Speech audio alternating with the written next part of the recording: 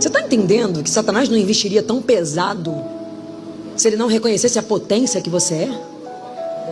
Ladrões não invadem casas que não têm tesouros. Não se atira pedra em árvore que não tem fruto para cair.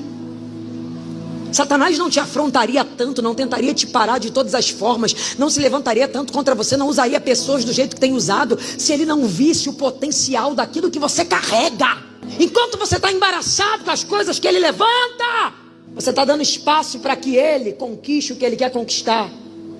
O que ele quer conquistar, Gabriel? Ele quer conquistar a tua neutralização.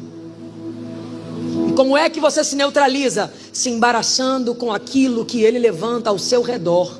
Você vai sair de todo o embaraço que te embolou nesse ano. Fala para ele, tudo que prendeu você, tudo que confundiu tua visão, tudo que embaraçou teus ouvidos, Deus te livra de todo o embaraço.